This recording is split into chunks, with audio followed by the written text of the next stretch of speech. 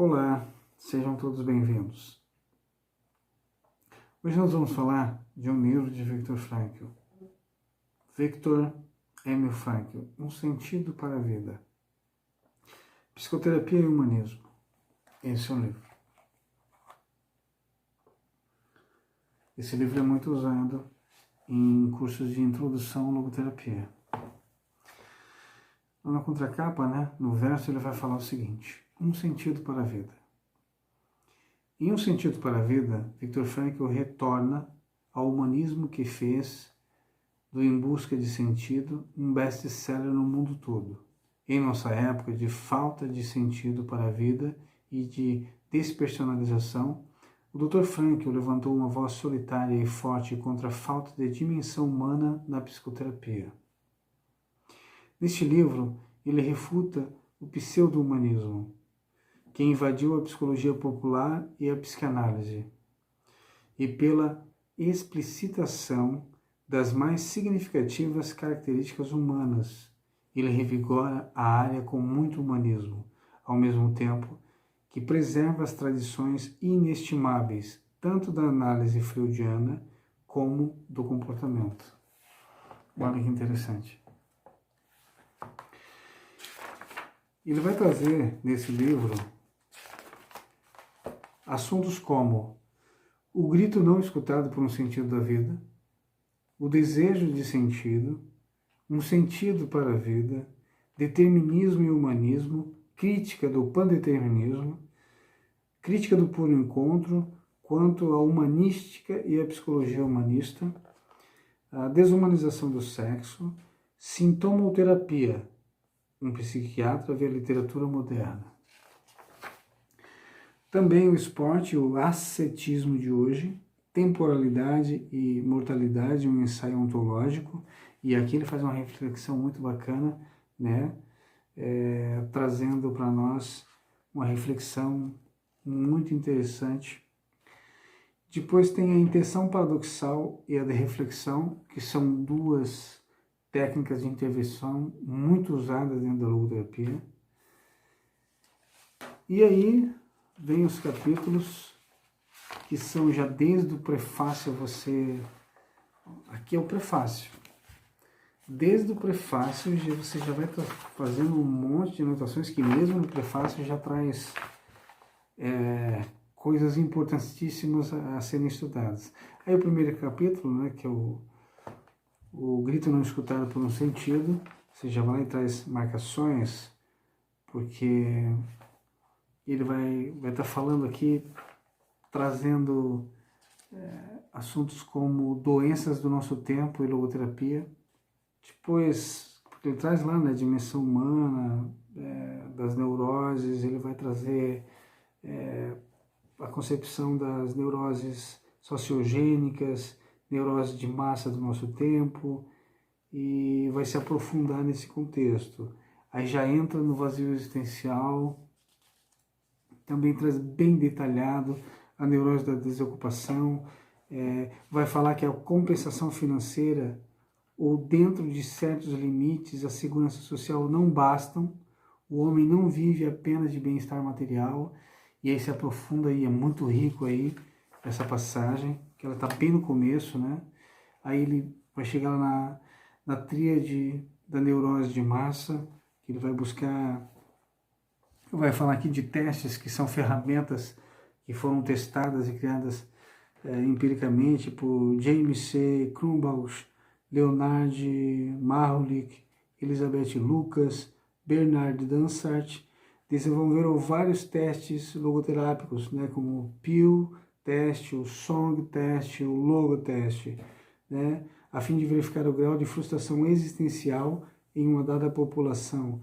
E assim é possível verificar também empiricamente e convalidar a minha hipótese sobre a origem do vazio existencial.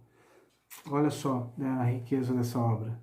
Até agora nós não tínhamos falado disso, porque a gente começa gradativamente a entrar em algo mais técnico, na própria psicoterapia. Isso é de fundamental importância para nós, que somos da psicologia. Aí ele vai falar da tríade da neurose de massa, a depressão, a agressão e a toxodependência, que são hoje, né, no Brasil principalmente, né, é quase uma pandemia, né, a toxodependência e a depressão. E a agressão também, em certo ponto, né, na região sul do país, no Setembro Amarelo que passou há pouco, o índice de suicídio, inclusive no Brasil, os dados informam da OMS que aumentou, ao invés de ter diminuído. Embora se venha fazendo uma campanha do Setembro Amarelo muito efetiva de conscientização e orientação com relação à prevenção do suicídio e valorização da vida. Depois nós vamos lá na frente, né? Ele vai falar também das comprovações empíricas, né? De testes que foram feitos, de pesquisas que foram feitas, né? Como aqui na página 26 ele vai falar, né? Que a doutora Padelford faz também a recensão da literatura sobre o assunto que, como sua própria pesquisa, é favorável à minha hipótese sobre o vazio existencial. Knowles levantou o problema sobre por que os estudantes seriam atraídos pela droga e achou uma das razões, com frequência afirmada por eles, era o desejo de encontrar significado para uma vida, né? E aí a pesquisa ali de 500 estudantes na cidade de San Diego, depois outra pesquisa conduzida por Miriam e outros, revelou que o consumo de drogas pesadas era correlativo à tentativa e à esperança de fazer uma experiência plena de significado e, ao mesmo tempo, a uma diminuição da atividade dirigida para a obtenção de um objetivo. Ali, numa pesquisa de 1968, examinou 700 estudantes na Universidade de Wisconsin. E aí vai, né? Neuroses, de toxodependência, sentido da vida. Foi um assunto, um trabalho muito forte, né? Nos Estados Unidos também. Depois Victor ele faz uma referência, né? Que é uma passagem muito interessante, que ele faz uma referência a Freud, algo que Freud relatou em uma carta. Sigmund Freud escreveu uma carta à princesa Bonaparte. No momento mesmo em que alguém procura compreender o sentido ou o valor da própria vida, esse alguém está doente. Palavras de Freud. Viktor Frankl. Mas eu, ao contrário, eu penso que, longe de revelar uma doença mental, quem se atormenta por encontrar um sentido para a sua vida demonstra antes humanidade.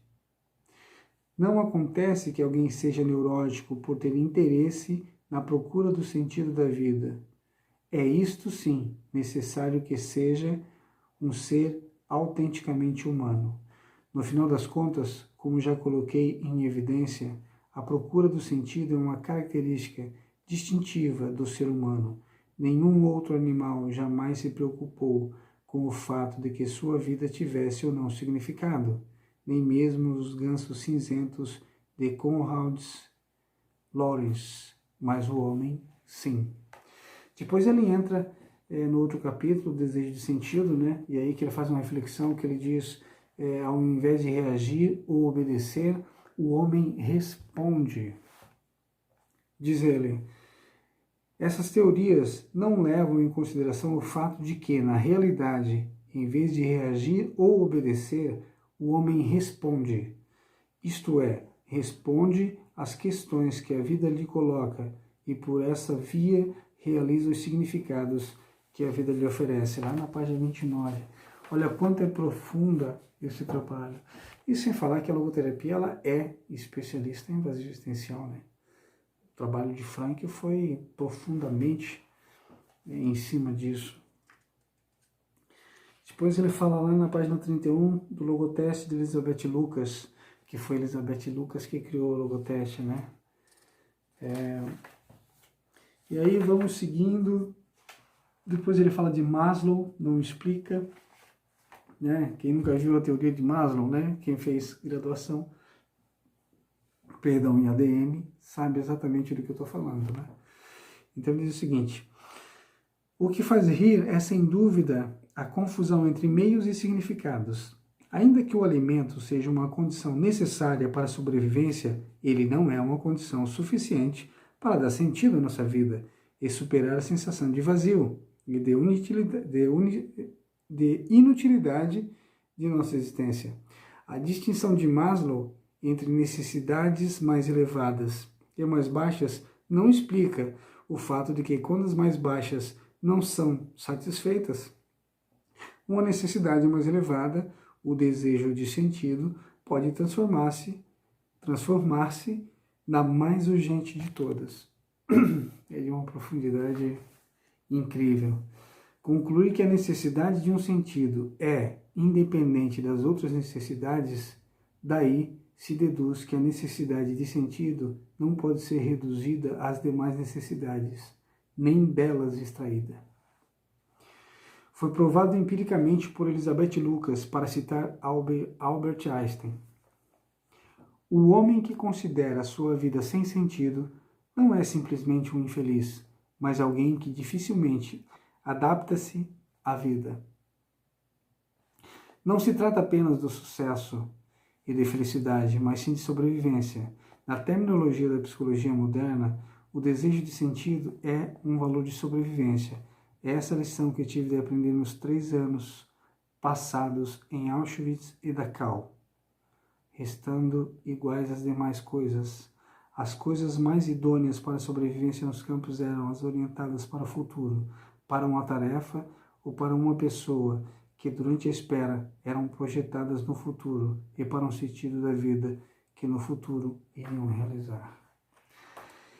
E aí, vamos parar por aqui, porque esse é um livro que você precisa adquirir, que você precisa ir na biblioteca. Nós em Santa Catarina não temos assim, porque as universidades não têm logoterapia, dificilmente você acha, mas você tem que adquirir esse livro para continuar com essa imersão, porque é um livro que vai te ajudar a dar mais um passo, como eu, na imersão da vida e obra de Viktor Frankl. Um grande abraço a todos e até um próximo vídeo.